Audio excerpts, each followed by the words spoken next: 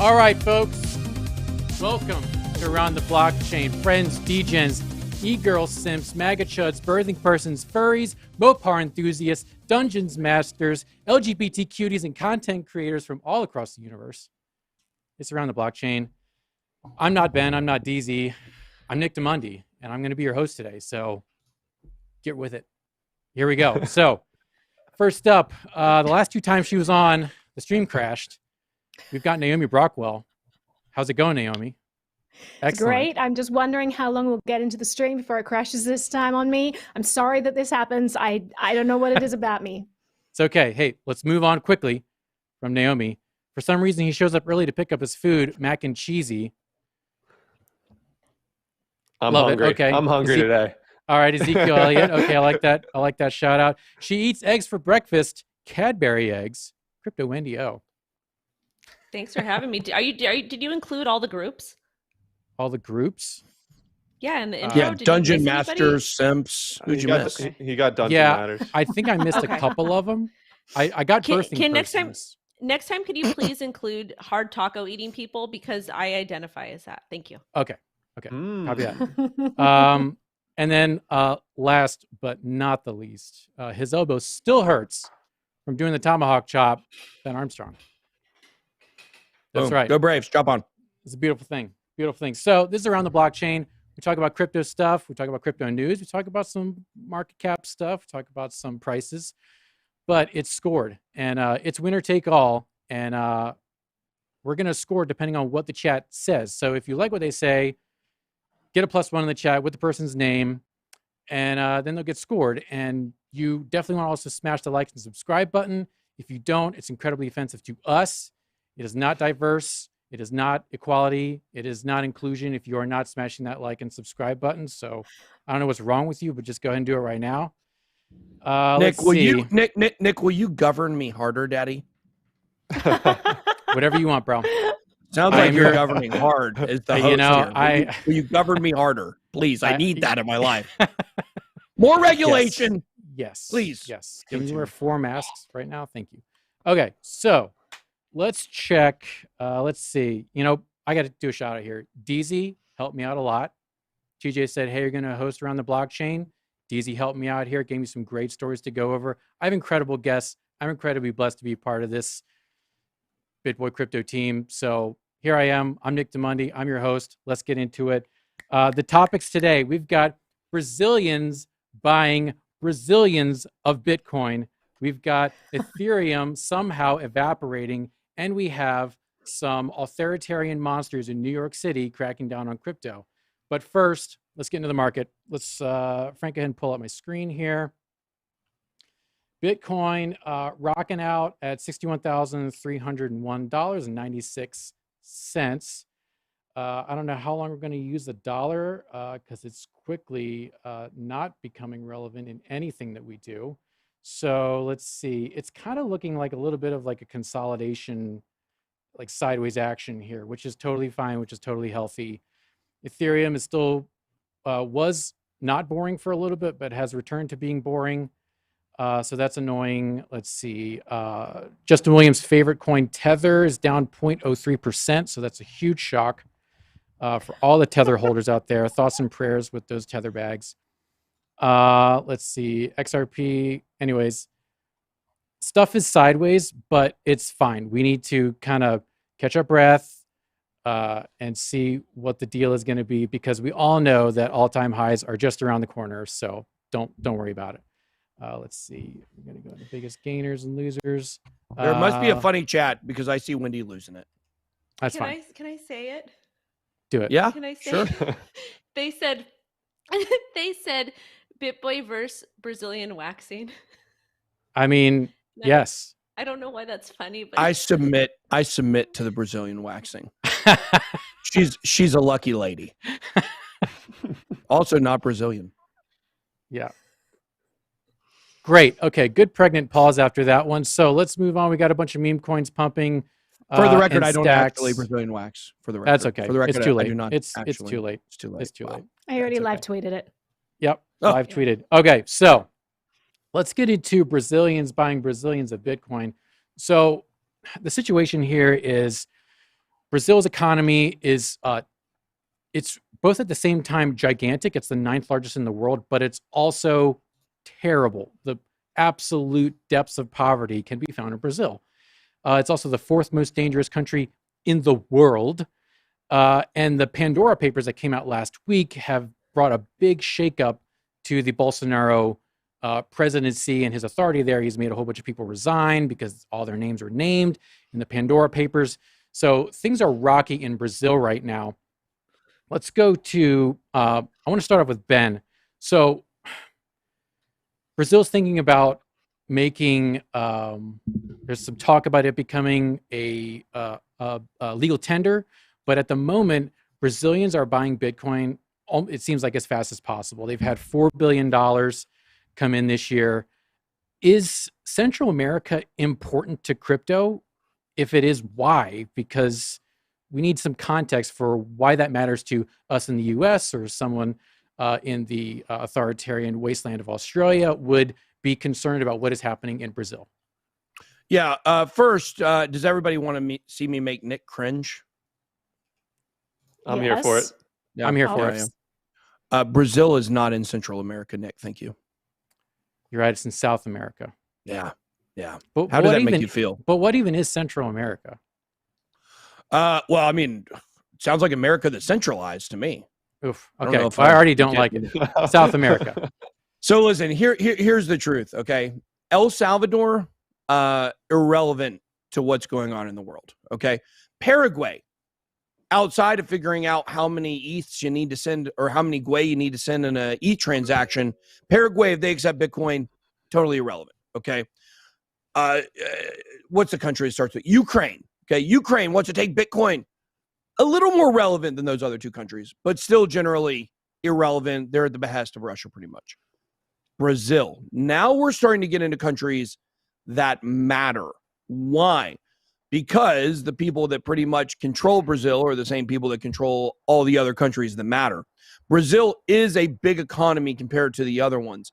Now, in this story specifically, we're looking at individuals, retail investors basically buying crypto in Brazil. We're not necessarily looking at it being accepted as legal tender. But this is a country, El Salvador, don't pay any attention to what's going on. Paraguay, if they accept Bitcoin, don't pay any attention to what's going on there. These will be failed experiments where they realize they don't want to sell Bitcoin. They don't want to use it in transactions. Brazil is a much more interesting case because its economy does matter. And when you look at all the people that basically, the few that control most of what goes on in the world, they have vested interest in Brazil. A lot of people, well, they're in control of what goes on in Brazil. So really anything that happens in Brazil with Bitcoin, it could be a test case for what we see in the future across many other countries. So Brazil actually does matter. This is a very important story. Got it. Okay. Excellent. Excellent points. Naomi, what about Brazil makes it a country where you would want to have Bitcoin? So much. First of all, it's a very corrupt government, people in power, so it makes sense that people wouldn't trust their money to anything that could be confiscated by a government. Inflation numbers as well. October this year, we saw them hitting double-digit inflation for the first time since 2016. They've had a history of bad monetary policy there and bad inflation there. It makes absolute sense that these are the countries where you're going to see a big uptick in people trying to get their money out of sovereign fiat and into cryptocurrency. They want things that are not dictated by some elite few in a boardroom and destroying the wealth of all of the poorest people in the country. They want something that's determined by mathematics, something that cannot be changed and manipulated in order to help just a select few. So I think a lot of people are starting to wake up to the value that Bitcoin in particular provides, in that the monetary policy, all of the inflation schedule is predetermined. It's all determined by code and mathematics. It's a consensus amongst thousands of computers all over the world. And so there's tremendous value in that decentralization and the fact that no one can control that. So that's why countries like Brazil are really getting into this. I think we're going to see more of this. I think we're going to see some of the poorest countries where it's the worst monetary policy over the world getting involved. We saw Venezuela getting involved with this stuff like 2013, 2014. We're were talking about this, and mining was going crazy over there. It's still going crazy in Venezuela. People are using crypto as a lifeline in these countries, and that's because it's so valuable to have money and states separated. You do not want money and governments commingled. You want a separation of money and state, and that's what Bitcoin provides. So it's just incredibly exciting to see the value that it's bringing to countries like this. Taking the money out of the politicians' hands. That's a pipe dream, but maybe one day we can get closer to it. So, MacNCheeasy, let's see. So, the Brazilian folks, when they did this report, they found out they're not really mining. No one's really mining Bitcoin because it's so incredibly expensive. The power there. So, why does the energy policy and what the energy costs in Brazil matter to Bitcoin? And could this be a way for President Bolsonaro to separate himself? Could this be his window into separating himself from the United States dollar?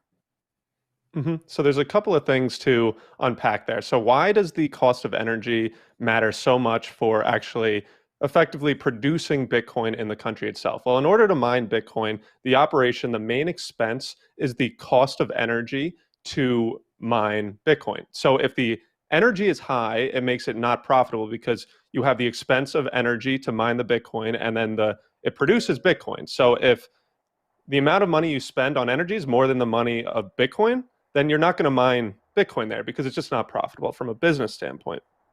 And now, how can Brazil separate itself? Well, Naomi, you touched on it, right? The current monetary policy in Brazil is ripe to leverage Bitcoin with the high inflation numbers. But I also think if you look at the actual general population in Brazil itself, you need a couple of things for there to be mass adoption of Bitcoin. One of which is you need technology users. And the thing with Brazil is they have a very high number of cell phone users, application users in relation to the world. Also, the median age of people in Brazil is about 32 years old. So not only are they cell phone users, technology users, they're also young, which means, relatively speaking, that they're able to learn new technology and then adopt it. So I think all in all, with Brazil's kind of population, it is ripe for this adoption to be used by the public. And it is, Ben had touched on it, it is a very big country. It is a very big economy. And them starting to use it and leverage it as an asset and as a currency is long-term bullish for crypto. And it's exciting to see. And I think if Brazil can find a way to have a sustainable grid as well as reduce their energy, they're going to see an inflow of miners and businesses come into their country. Got it. So Brazil has the real, that is their form of currency.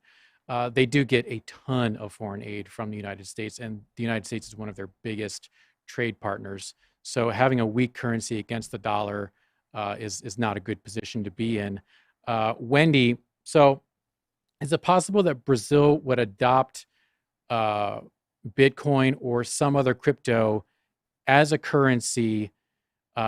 And do you see some other type of cryptocurrency? I know they use like Mercado and I think it's Fox something, or the really big Foxbit are the big exchanges down there. Do you see that being a reality in the future? And what do you think could explain why there's Bitcoin and crypto coming into Brazil but not going out? First and foremost, make sure you guys smash that like button. It's immensely important you do so. We have to get this information out to as many people as possible because we're in a very, very interesting place. And on this last topic that we're going to touch on, I'm going to go off. So make sure you stay tuned for that.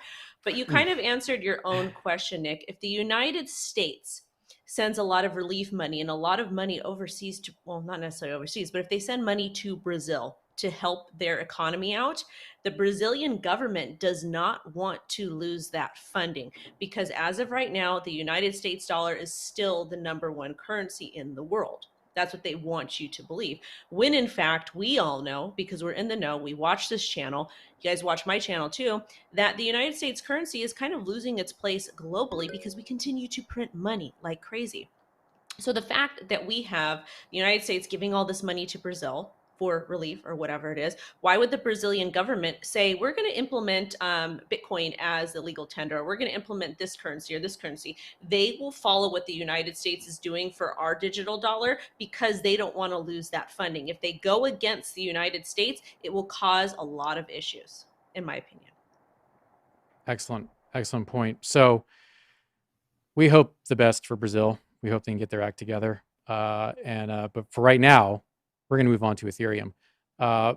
Wendy already took part of my job, which was asking you to smash the like and subscribe button. I do want to do a shout out to the chat. Hello, chat, and hello to Twitch. We love everyone in the basement. The basement is getting big, so yeah, get a spot in the basement. It's kind of like they're very memey down there, and they're very quick-witted. So you got to have thick skin when you're down in the basement, but it's where all the best jokes are, and it's just a great community down in Twitch. So let's go to ETH dwindling. Can't go long without people being like, "Oh, Ethereum's burning." Guess what? More Ethereum was burned. Boring, dumb. But Ethereum reserves on the exchanges, hovering around 18.5 million. That's following an increased inflow on exchanges, but the price, like I said, is still being boring. Is that causing liquidity problems? We're gonna talk about that in a moment. So let's see, Ben, what does it mean when? Oh wait, I want to ask Naomi that. Naomi's going to be the best one to answer this question. So switch over to Naomi. Naomi, what does it mean if, let's say for poops and giggles, Grayscale came out maybe an hour ago and said, hey, there could be an Ethereum ETF. And it's going to be physically backed. What does physically backed mean? Because it's just digital. It's not physical. It means that you have an asset that's representing another asset, and you can either settle that contract in something that's of the asset itself or of something else like cash. Like, for example, we just announced the Bitcoin ETF. It's going live tomorrow on the New York Stock Exchange. This is a cash settled futures ETF, right? So although it is tracking the price of the Bitcoin futures market, it is not settled in the asset itself. It's settled in cash. And so if you are having an ETF or a fund like a Grayscale fund, which is a managed fund similar to an ETF, but they're slight different.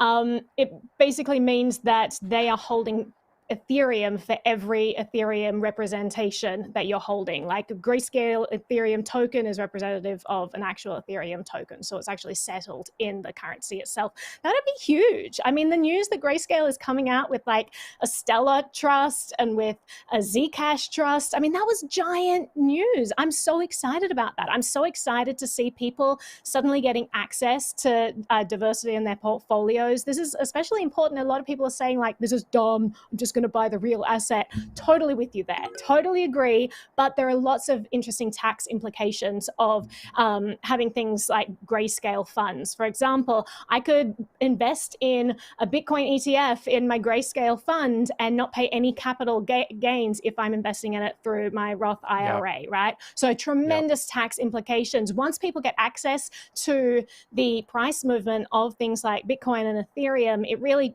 changes the game. And if you don't have to pay capital gains on those price movements, that's just such a huge deal, which can really help people put away a nest egg for future. So yeah, if Ethereum had like an asset settled Grayscale trust, I think that would be pretty damn cool.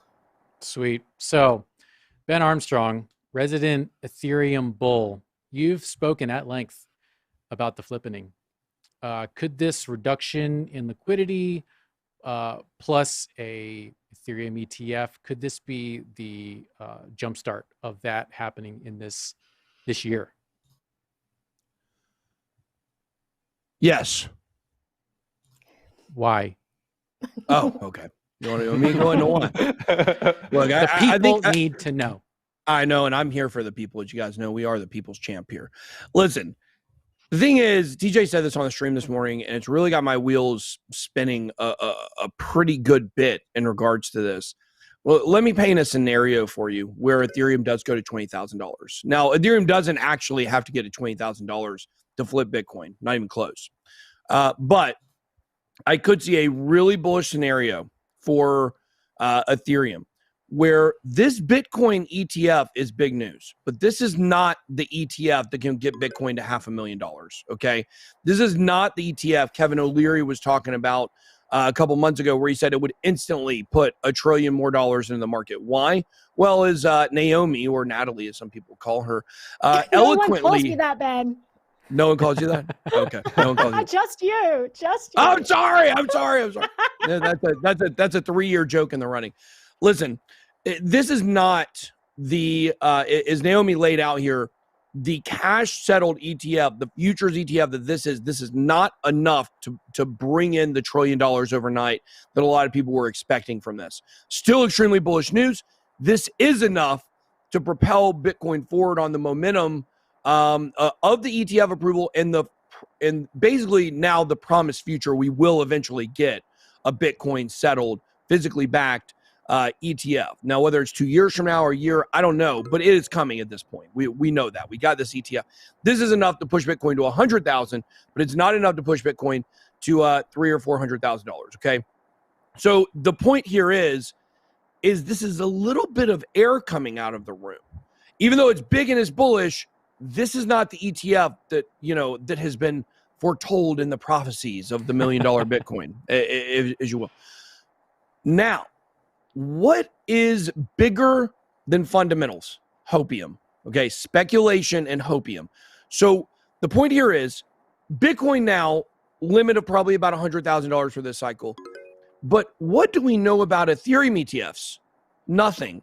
We have nothing confirmed that anything will come. Now, we expect one will eventually get approved based on the fact that they've now got Bitcoin approved. We know Ethereum has officially been classified as not a security. This opens up the door to Ethereum speculation for the rest of this cycle. What we could see is Bitcoin tops out about 100,000. Ethereum is pretty far from it. Ethereum's probably 15% of the market at that point. Bitcoin is probably 55% of the market at that point. Then what happens is people start taking the profits out of Bitcoin. Bitcoin starts dropping, and all of a sudden you get these Ethereum ETF rumors, these ETH is what we'll call those from this point forward. The ETF, coming for Ethereum. The speculation will run rampant. Ethereum will go to the moon based on everybody thinking it's going to happen. We'll even have a date. They'll say this date, they've got a rule on the Ethereum ETF. Then what will happen is that date will come. Ethereum ETF, the ETF, will get denied or it will get postponed. They'll have to go back to the drawing board with it. And that could be the very top of the altcoin cycle. Interesting. Well, we're very bullish on all altcoins, but Ethereum has had, let's say, some usability issues over this year. Wendy, do you think that Ethereum becoming very expensive shortly, that could happen, do you think that's going to affect the NFT market? And could this be a moment for other NFT altcoins to have their moment to gain on Ethereum, like Solana or something like that? Of course, who wants to pay $50 to make a bid on an NFT on OpenSea? Who wants to deal with the gas wars? That's to cheap. Mint, That's really Ethereum? cheap. I'm just saying I'm saying $50 no, to I'm bid. saying, I'm not talking about the minting. Oh, well, yeah, I'm saying, where are you trading NFTs that it's only $50? No, that's just a bid. That's just to put a bid in. That's just to put a bid. You're right. The other day I made sure that the gas was low and I put a bid in, but it's who wants to pay $50 every single time you bid? Because I'm coming from, I used to buy and sell used vintage designer goods on eBay. That's how I paid for community college. And who can, it should be free. It really should be free to go ahead and bid on these NFTs. But I guess with all the bots and stuff and the front running that they have, they can't do that. So there are going to be other chains coming. Love Solana. You guys know I talk about it all the time. Phantom is coming into the mix. We have platforms like Wax. We have Engine. We have all these other blockchains that we can utilize for NFTs. Ethereum NFTs may hold their value a little bit better, but at the same time, I really think once these other chains get more developed, then we will start to use those more. Because if you think about it, not everybody has wealth in crypto. it is a common misconception that just because you're in crypto, you have money. And that's not the truth. It's really, really not the truth. Just because somebody owns like one entire Bitcoin doesn't mean that they have all this endless ETH to go ahead and spend on OpenSea. So we need to kind of pay attention to other chains. That's just my personal opinion. ETH is great, but at the same time, it is very, very expensive. And I honestly do not think that Ethereum 2.0 is going to solve the issue. Got it. MacNCheeasy, the Altair upgrade for Ethereum is coming at the end of this month. What do you see that possibly changing the Ethereum market? And are you expecting proof of stake to still hit its target for 2022? Historically with Ethereum, I'm not going to hold my breath for really any upgrade to be implemented from the Ethereum team, but I will say that there's two different things that can drive this supply to go down and the price increase. It's sheer demand, and then it's also network effects. So Ben had touched on it with this hopium. I think the idea, maybe the underlying network effects of ETH 2.0 and EIP 1559, those may not have that much from a fundamental standpoint of an impact, but the hope that this provides, the narrative of burning Ethereum, the narrative of ETH 2.0 fixing gas fees, this is really just like fuel for the hopium. It's like, okay, this is going to drive down, and then that can lead to a skyrocket in the actual Ethereum price. But I think from the developer standpoint, it's very difficult to change this proof of work to proof of stake. It's like I compare it to trying to change the engine out of a car that's moving at 200 miles per hour. It is very challenging, and I don't think it's going to happen overnight, but we've seen them have some upgrades, and we've seen them produce for EIP 1559, but will they remain on target? Right? That was a smooth upgrade. Yeah. Which frankly made me more hopeful for the actual ETH 2.0 upgrade. But historically, it hasn't been that smooth and it hasn't been that timely. But this is something that I'm going to keep an eye on. And I think that narrative alone can drive this hopium to a significant increase in Ethereum. One thing I do want to point, thank you, Austin. One thing I do want to point out with Ethereum is while the EIP 1559 upgrade was an overall smooth upgrade, there was a big problem on the client side. If you were a miner, if you're running a pool and you didn't upgrade your Geth software, it actually caused a fork of the Ethereum chain. So that was kind of another black eye for proof of work. Would it be any better for proof of stake? I don't think so, because you still have to upgrade things. You still have to have that robust communication. So I think all in all, it was a worse look for Ethereum, the Ethereum Foundation saying, hey, get your upgrades out so we don't fork the chain. They just didn't do their due diligence. So hopefully something like that doesn't happen on the 27th of October. That could take some of the wind out of the altcoin sales. But before we move on to the last topic, which we're all going to have a lot to talk about, smash the like button, smash the subscribe button. Come on, guys. If you're on Twitch, give us a follow, right? You give us follows on Twitch. And if we can get a hype train going on Twitch, love seeing those. Hype trains are super fun on Twitch at all times. And gift us some subs while you're at it to be part of the BitSquad, because honestly, it's like the best squad. It's probably the largest community in the universe right now as far as crypto is concerned, but definitely in all the interwebs, the largest community. A community you don't want to be a part of is the New York City government. So let's just, Frank, I'm going to pull up this very sad story here. Letitia James is the Attorney General, and she's once again going after cryptocurrency, specifically and not so specifically Nexo and Celsius. It's incredibly frustrating. I'm going to let the guests kind of take over from here, but I do have some details here. So look, New York City, it's the seat of financial power in the United States. I wish I could I wish I pulled it up, but someone actually just trolled all of Wall Street today and put up a fake bronze gorilla facing the bull on Wall Street. So we have apes versus the bulls. And I'm sure that made Letitia James and all the suits on Wall Street very angry today. Letitia James, she's been a government crony since day one. She kind of came into power during Mario Cuomo's reign. There was some back and forth, and then Andrew Cuomo Obviously, one of the best governors in the history of the United States, killed probably 11,000 people at the stroke of a pen. But that's how you get ahead in government. Letitia James is one of their cronies. She's taking marching orders from them and from Kathy Hochul, who took over from mass murderer Andrew Cuomo. Let's see.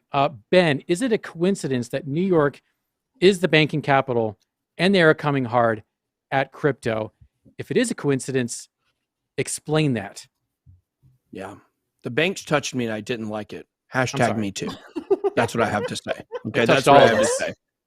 The banks have touched me. I don't show me where the bank hurt you. Okay. Look, this thing is insane. Obviously, we are having New York coming after what was the question, Nick? I was so focused on my joke. What was the actual question? Was there an actual question? There's an actual question. Is it a coincidence that New York City is the base of power for the financial system in the United States? How far are they going to take this, do you think? How much more are we going to see this stuff come out of the New York Attorney General? No, it's not a coincidence. I mean, that's the most obvious connection there has ever been in the history of the world. The hardest state to get approved for in crypto for anything, including just having Coinbase, is New York. Where is all the money? Where is the traditional banking system? Where are all the big wigs? Where are all the institutions? New York. That's very obvious. This is the last pushback. This is like, what was the last battle in the out west? What was it Bull Run? No, Custer's last stand. This is Custer's last stand. This is what this is. This is Custer's last stand against crypto taking over the traditional system. But what we've seen is we've actually seen a lot of morphing where a lot of the current traditional systems and banks understand they have to morph into crypto-friendly companies. So we are seeing some of that, but there's still resistance. And who are we getting the most resistance from? The people who have made all their money in the old system. Yep. This is a new system. We're seeing that resistance. We're seeing that pushback. We're going to continue to see it in New York. But listen, I told you guys this months ago. Who are they going after? Stablecoins. Yep. Stablecoins is who they're setting it up. We talked about this morning. The SEC, the CFTC wrapped up the Tether case, and now they're setting up the SEC to start going after stablecoins, even though they're obviously not securities. But old dirty Gary Gensler, he said they could be securities. This was all set up. This was all narrative. We're seeing that. We're seeing Letitia James. I mean, she had a hard-on for Tether forever and Bitfinex, and see, that didn't really work out, like she wanted to. The Tether bomb, right? Everybody talked about the Tether bomb. That's been a big nothing burger over and over and over again. But we're going to continue to see them make life difficult for anybody involved in stablecoins. That's why Celsius, Nexo, they're coming down on them. Celsius, Alex Mashinsky, we love them. We love that company. I think he's a great guy. But if they think they're going to skate through this and not have a lot of pushback, then they're dreaming. It doesn't matter what. And this is where I think Alex, I'm not going to say he's naive. I'm not going to say Alex is naive. I think he's very optimistic. Mm-hmm. But what I would say is, Alex, it doesn't matter how valid your arguments are. It's like going into a courtroom and having the best defense ever, but the jury's already made up their mind. The judge has already made up their mind. So, I think the ultimate result of all this stablecoin stuff is we're going to have to see Celsius give up stablecoin staking. Yeah, that's what there's going to be pushed towards. And we're going to see banks take over stablecoin staking, where you're going to get like 0.5% or 0.25% or 0.1%. They got to meet you somewhere halfway. Right. But you still will be able to do, Bitcoin staking and Ethereum staking on Celsius, I believe, with no problems, and many other coins. But I think stablecoin staking on these platforms is going to die. Got it. So, Austin, Celsius and Nexo, they are both based in England. So does this actually have any teeth? Could this only affect New Yorkers? And if you're in New York, what can you do? So I'm actually in New York. I'm from New York, and the New York restrictions for crypto have been a thorn in my side for years. And this is something that has really limited some of the things that I've been able to do. I've worked for a Bitcoin ATM company for years now, and we couldn't actually operate in New York because of their extremely strict restrictions, and basically made it impossible for anybody to get a BIT license. So what did we have to do? We had to go to New Jersey. I wasn't able to buy Solana at $2 because I was in New York, so I had to wait for them to approve it. We've seen this historically in New York, how they want to restrict crypto, but the beauty about crypto is it's location agnostic. And crypto will find where it can survive and where it can thrive. And if New York doesn't want to be the center or the hub of crypto, which I think it very easily could be with a couple of signatures, a couple restrictions, limitations, but no, if they don't want to be this hub, then so be it. Crypto will find other places to operate, and crypto will flourish elsewhere. And I think Celsius, Nexo, although they might not be able to operate for these specific terms in New York, I think it is what it is, and the crypto world will adapt, and they're going to move to places like Texas or Miami, Florida. Like you're going to move around and find places where you can succeed and thrive. Got it. Yeah, 100%. I want to correct myself. Celsius their headquarters is in Hoboken, but they do have an office in London, England. But Nexo is based in England. Is it England? But wouldn't it make sense? Wouldn't it make sense that Celsius would be European? I know, and that's what threw me off. To be perfectly honest, like we would name it Fahrenheit here. Yeah. We use freedom units in the last remnants chosen of free. Yeah, designation of temperature by true Americans. I love exactly. God's chosen measurement of temperature. Hey, your words, not mine. Your words, not mine. You guys are so, Naomi, are you worried about this possibly becoming a domino effect? And do you think that enemies of crypto, states that are enemies of crypto, probably California, could use this as a template to further their authoritarian ways? This is absolutely a domino effect, but that first domino was pushed the moment that the first Bitcoin was mined. This was never going to be a thing that governments would like. This was always going to be something that they pushed back against. But the thing that makes Bitcoin special is that it doesn't matter how much they push back against it. It's decentralized. It cannot be shut down. That's what made it so different from all the other competing digital currencies that came before it. We've had so many competing currencies before Bitcoin came along. They were all targeted by government and shut down. Governments do not like competition when it comes to controlling the money supply. Bitcoin broke the mold. It was something for the first time that was decentralized and permissionless and couldn't be shut down.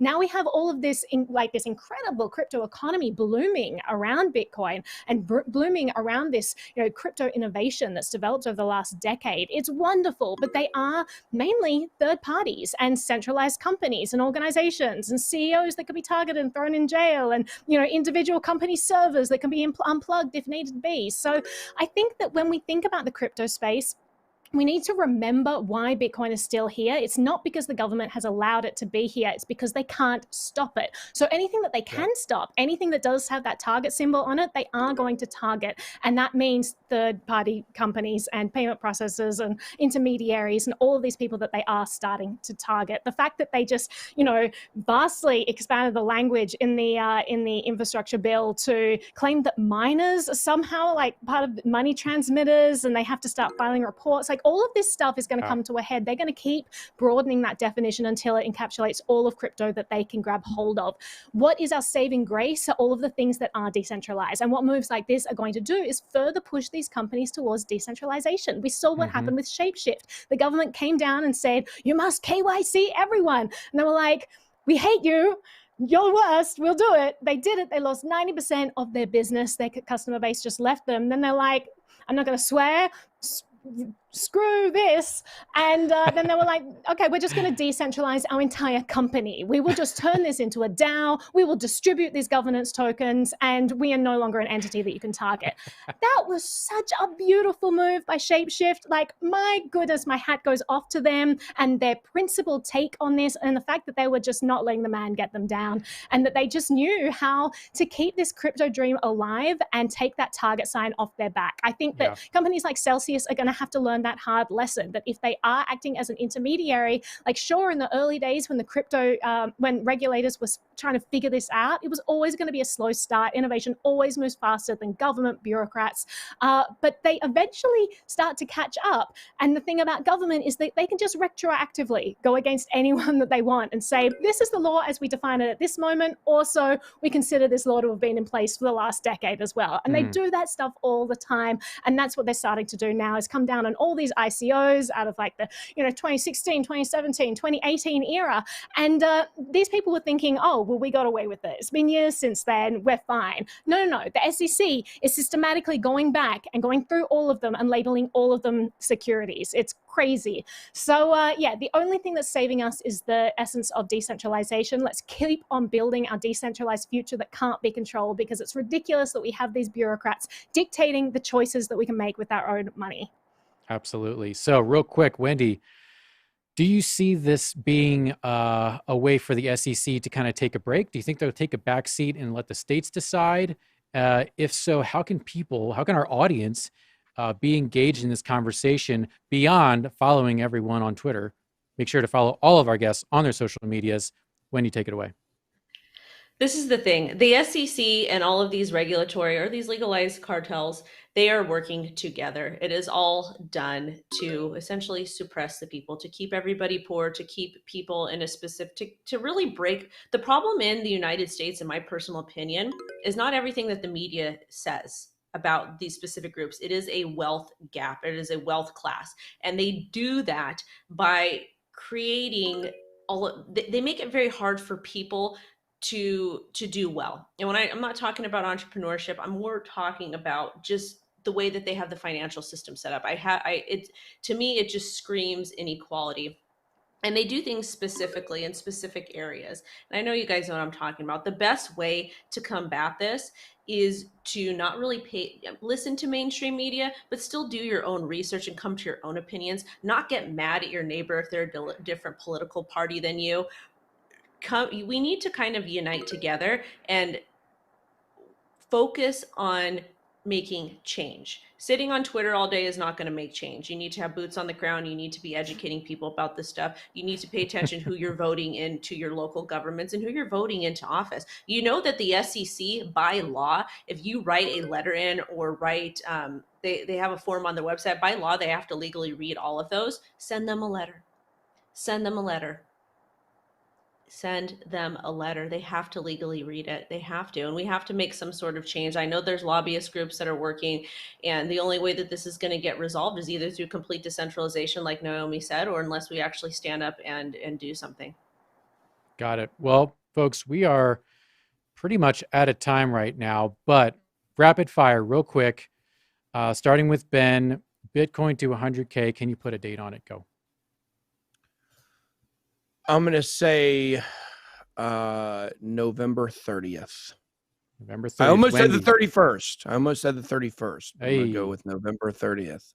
All right, Wendy, 100K Bitcoin when? That's a hard question. I'm going to say before the end of the year. End of the year. Oh, okay. I'll allow it. Austin, 100K Bitcoin when? December 23rd, 4 p.m. Eastern Standard Time. Whoa. Whoa. Okay. Naomi, global crypto market cap. I know you don't really like giving price predictions. Global crypto market cap. What will we peak out at this year? Oh my gosh, this is ridiculous. I have no idea. I'm terrible at price predictions.